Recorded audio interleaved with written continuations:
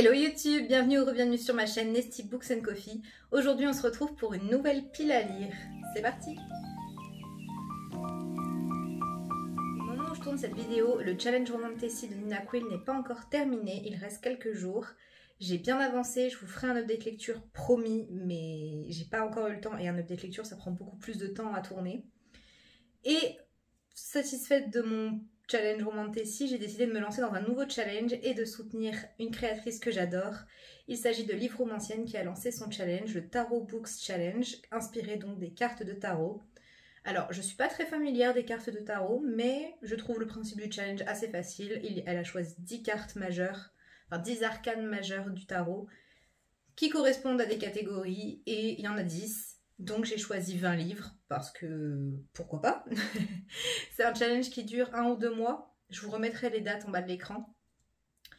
J'ai choisi 20 livres parce que j'ai choisi 2 livres par catégorie pour avoir le choix, parce que j'ai remarqué que quand j'en mets qu'un, j'ai tendance à ne pas valider la catégorie, alors que je pourrais mettre autre chose, mais c'est parce que je me fie vraiment à la pile à lire et c'est pas le bon calcul. Donc j'en ai mis 2 par catégorie. Du coup on va pas traîner, sinon ça va prendre beaucoup de temps. Vous êtes prêts?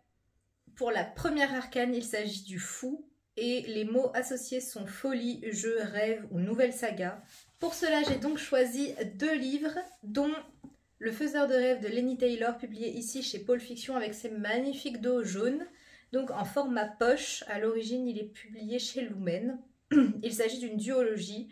On va suivre ici Laszlo Lestrange qui rêve d'un monde qui n'existe apparemment pas, et un jour il va découvrir que si, en fait ce monde existe. Pareil que c'est très onirique, ça s'appelle Le Faiseur de rêves, donc le mot rêve, voilà, je pense qu'on a validé.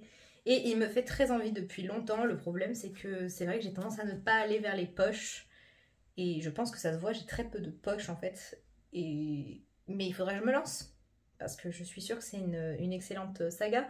Il me semble que c'est une des sagas préférées de Kimi Collection, et elle a des très bons goûts, donc je suis sûre que c'est génial. Ah, je viens de voir mon livre, il est abîmé. Pourquoi? Il est neuf pourtant. Le deuxième roman que j'ai choisi pour cette catégorie correspond à Nouvelle Saga, et il s'agit de Legendborn de Tracy Deonn, publié chez J'ai lu. Il s'agit du premier tome d'une duologie, il me semble aussi. La suite d'ailleurs va pas du tout tarder à sortir. Et ici on va suivre une jeune fille qui va découvrir qu'elle a des pouvoirs, il me semble. Elle a vu un accident où elle a perdu sa maman, enfin elle a vécu un accident où elle a perdu sa maman, et elle va finir par comprendre que ce n'est peut-être pas un simple accident. Il me semble que c'est inspiré des mythes et des légendes arthuriennes, donc j'ai vraiment hâte de voir ça, et ça a été un gros coup de cœur pour beaucoup de monde, donc il me fait super envie. Ça fait longtemps qu'il est dans ma palle, donc il serait peut-être temps de l'en sortir, surtout si la suite arrive. L'arcane suivante, il s'agit du magicien, et les mots-clés sont magie, fantaisie, fantastique, créativité et ruse. J'ai choisi de répondre aux mots magie et fantaisie parce que la plupart de mes livres rentrent dans ces catégories-là. Et pareil, 2 livres toujours. Le premier, il s'agit des Éblouis de Aileen Manceau, publié chez Sarbacane dans la collection Exprime. Il s'agit d'un des rares fantaisie fantastiques dans la collection Sarbacane. Il y en a eu plusieurs. Celui-là fait partie d'une... pas une trilogie, mais 3 romans qui sont sortis à peu près en même temps et qui répondent à la même ligne éditoriale. On va suivre une jeune fille qui arrive dans une école, et petit à petit, chacun de ses camarades vont développer des pouvoirs magiques. Et j'en sais pas plus, mais ça a l'air plutôt cool. Je sais qu'il a été pas mal apprécié, même chez les fans de la collection Exprime, donc des fans plutôt de contemporains. Et j'ai hâte de découvrir l'écriture de Aileen Manceau, parce que ça fait un moment aussi qu'il est dans ma palle et que j'ai envie de le découvrir. Le deuxième, je vous l'ai présenté dans ma précédente vidéo, donc je ne vais pas trop m'attarder dessus. Il s'agit de La chasseuse et l'alchimiste de Alison Shaft, publié chez Big Bang. Et ici, on va suivre une chasseuse et un alchimiste qui vont devoir faire équipe pour une grande chasse et choisir s'ils veulent utiliser ou pas la magie qu'ils découvrent, sachant qu'elle pourrait être bien plus destructrice que ce qu'ils pensent. C'est un roman qui apparemment a beaucoup de succès. Alors certes, il est très beau, donc beaucoup de gens l'ont acheté parce qu'il est très beau, je pense. Mais apparemment, c'est vraiment un très bon one-shot, donc j'ai vraiment trop hâte de le découvrir, il me fait beaucoup envie. Mais comme il est très récent dans ma palle, c'est pas la priorité normalement, donc on verra. Normalement, je devrais plutôt lire l'autre, mais je suis faible. L'arcane suivante, il s'agit de la grande prêtresse et les mots-clés sont mystère, secret, spiritualité et clairvoyance. Le premier livre que j'ai choisi pour cette catégorie, il s'agit de Violet Maid of Sounds de Gina Shen, publié bientôt chez la collection R. Il sort en français. Moi j'ai l'édition Fairyloot qui est vraiment très très belle. Vous savez, c'est avec ces couvertures un petit peu illustrées, toutes soft, toutes... bref, voilà, il est très beau. Mais ce qui est intéressant ici, et pourquoi je l'ai choisi pour cette catégorie, il s'agit d'une prophétesse qui a tendance à dire un peu ce qu'elle veut, elle ne dit pas toujours la vérité, pour un petit peu manipuler le royaume, sauf qu'elle est très proche du prince, il va prendre le pouvoir, et est-ce qu'elle va pouvoir continuer son petit jeu? Voilà, donc je pense que pour clairvoyance et mystère, ça passait plutôt bien, et comme il sort bientôt en français, je voulais quand même le lire avant, parce que c'est pareil. Ça fait longtemps qu'il est là et il me fait très très envie. Le deuxième livre que j'ai choisi pour cette catégorie, il s'agit du Dernier Lion d'Albâtre de d'Anna B. Chalice, publié chez Electrogène, enfin chez Gulfstream dans la collection Electrogène Fantasy. C'est un livre qui me fait extrêmement envie depuis qu'il est sorti et depuis que je l'ai dans ma palle, comme les autres de l'autrice. Mais je n'ai jamais pris le temps de le lire et je pense ici qu'on peut dire que ça répond bien au côté mystère, parce qu'il me semble que c'est assez mystérieux. C'est dit dans le petit résumé. Je vais vous lire les 4 lignes qui sont là, parce que je ne veux pas trop en savoir. Il me fait vraiment envie sans information, donc j'espère que ça suffira. Une aventure initiatique dans un univers magique et mystérieux, nourri de mythologie orientale, explorant des thèmes riches et profonds. Il est dédicacé en plus. J'avais rencontré l'autrice et je ne l'ai toujours pas lu. Et il y a une dust jacket. Alors c'est Ah, j'ai perdu le mot. C'est un livre broché, mais avec une dust jacket et une très très belle carte. En tout cas, il me fait beaucoup envie. Apparemment, ça s'inspire de mythologie orientale et j'ai vraiment trop hâte de le découvrir. L'arcane suivante, il s'agit du Hiérophante. Et ici, les mots-clés sont tradition, passé, origine, retour aux sources, héritage et croyance. Au moment où vous voyez cette vidéo, le challenge a déjà commencé, donc j'ai déjà lu le livre que je vous présente. Mais je vais essayer de pas trop en dire, comme ça, je garde ça pour un update lecture. Il s'agit des Immortels, le tome 1, Les guerrières au sang doré de Namina Forna, publié chez De Saxus. Ici, on va suivre une jeune fille qui doit suivre un rituel de pureté, voir si son sang il est rouge. Si son sang il est doré, elle sera chassée de son village ou tuée. Et évidemment, elle va avoir le sang doré et finalement, elle va rejoindre une grande équipe de guerrières pour un autre objectif un peu plus grand. Et je vous laisse découvrir la suite. Sinon, ici, je me suis dit que ça correspondait plutôt bien au terme croyance et tradition et origine, parce que la jeune fille se questionne énormément sur ses origines. On est sur la tradition de tous ces rituels et tout ça, c'est plutôt dans la tradition de l'univers, donc je trouve que ça correspond plutôt bien. Le deuxième livre pour cette catégorie, il s'agit de Seul un monstre de Vanessa Len, publié chez Lumen. Je n'ai pas lu le résumé en entier, parce que les résumés Lumen, et oui, il y a toujours l'étiquette de Gibert. Ici, on va suivre une jeune fille qui apparemment est un monstre et va tomber amoureuse d'un chasseur de monstres, je crois, si je dis pas de bêtises. Je suis vraiment pas sûre de moi. Mais je sais que ici la question c'est qui est le vrai monstre? Est-ce que c'est elle ou est-ce que c'est ceux qui les chassent? Et je trouve que pareil, ça entrait plutôt bien dans la catégorie parce que c'est assez...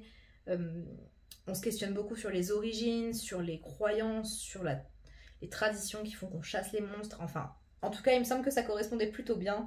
Et il me fait beaucoup envie, je l'ai depuis longtemps et c'est ce que je vais répéter à chaque livre. La catégorie suivante, il s'agit des amoureux. Et ici, on doit trouver un livre qui parle d'amour, d'amitié, qui est un petit peu de spicy ou qui parle d'amour de soi.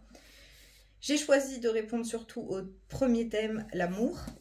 Et j'ai choisi Campus Drivers, donc de C.S. Quill, publié chez Hugo, ici en format poche illustré. Donc c'est une romance. Ce sont des garçons qui vont mettre en place un système de taxi sur leur campus universitaire. Et ils vont chacun avoir une romance. Et il y a actuellement 3 tomes, un 4e et un 5e sont prévus. C'est de la romance, ça répond à amour, et sans doute à spicy d'ailleurs, parce qu'on est chez Hugo New Romance. Je sais pas s'il y a du spicy, je pense. Mais en tout cas, ça correspondait plutôt bien. Et le deuxième livre, je vous l'ai montré il y a pas longtemps, il s'agit de Sillage de Joanne Richoux, où on va suivre une jeune fille qui veut devenir parfumeuse. et elle va tomber amoureuse et ça va être une relation très très très forte, très passionnée, donc ça correspondait plutôt bien aussi. Je le précise, je l'ai précisé dans ma précédente vidéo, mais au cas où vous ne l'avez pas vu, c'est une réécriture du parfum de Suskind, donc assez intéressant quand même. La catégorie suivante, il s'agit du chariot, et ici les mots-clés sont plan, guerre, bataille, ambition, sortir de sa zone de confort. Pour plan, guerre, bataille, j'ai choisi Prince captif, le tome 2, le guerrier de C.S. Pacat, publié ici chez Brajlon. Donc c'est une édition qui compte le premier et le deuxième tome, j'avais déjà lu le premier tome. Donc il faut que je lise le deuxième. Et ici, on va suivre une histoire assez particulière qui n'est pas pour tout le monde. Gros trigger warning pour beaucoup de choses. Si jamais vous voulez savoir, n'hésitez pas à me le demander. Mais il y a vraiment beaucoup de trigger warning. Je sais que c'est quelque chose qui dérange beaucoup comme livre. Et on va suivre donc une relation entre deux princes ennemis. L'un va être réduit à l'esclavage et va devenir l'esclave de l'autre. Et l'autre ne sait pas que c'est le prince du pays ennemi. Et il y a une romance qui va se développer entre eux, alors ni dans le premier tome, dans le deuxième un petit peu, donc je l'ai déjà lu, mais pareil, c'est comme pour les autres livres que j'ai déjà lus, je vous les présenterai dans un update lecture. Mais en tout cas, je trouve que ça correspond plutôt bien à plan, guerre, bataille, parce qu'on est sur des complots politiques et des stratégies guerrières et plein de choses comme ça. Et je trouve que le tome 2 rattrape bien le premier quand même. Mais j'en dis pas plus. Et pour sortir de sa zone de confort, on passe vraiment du coq à l'âne, mais à un truc de fou. J'ai choisi Plonger dans l'univers de Stephen et Lucy Hawking, publié chez PKJ ici en toc-toc. Il s'agit ici d'une encyclopédie de vulgarisation scientifique qui parle principalement des phénomènes astronomiques. Stephen Hawking étant était un grand scientifique. Et c'est un cadeau qu'on m'a fait et j'ai très hâte de le découvrir. C'est un sujet qui me passionne plutôt, sauf que je n'ai jamais lu dessus, donc sortir de sa zone de confort, je trouve que ça correspond plutôt bien. Ici, je vous fais pas de résumé, hein, il s'agit d'une micro-encyclopédie, donc pas possible de faire des résumés. Par contre, je peux vous dire qu'il est illustré et qu'il y a des photos comme ceci, un peu partout dans le livre et qu'il est vraiment très beau. Pour la roue de la fortune, les mots-clés étaient destin, prophétie ou un livre choisi par un tiers. Les deux livres correspondent à la dernière catégorie, donc c'est des livres qui ont été choisis par des amis. Le premier, c'est Absolu de Margot Dessen que je vous ai présenté dans mon dernier book haul. Il s'agit d'une dystopie où des gens vont être mobilisés pour aller combattre une chose de l'autre côté des murs. Et il a beaucoup de succès. Il s'agit du premier roman de l'autrice qui est assez jeune. Et j'ai vraiment très hâte de découvrir sa plume. Et apparemment, la personne qui a choisi le livre sait à quel point il me faisait envie. Et elle a également choisi, sans savoir du tout de quoi ça parlait, elle m'a juste dit que le titre l'inspirait, Un si petit oiseau de Marie Pavlenko, publié chez Flammarion. Et c'est un livre que j'ai fait dédicacer l'an dernier à Montreuil. Voilà. Mais que je n'ai toujours pas lu.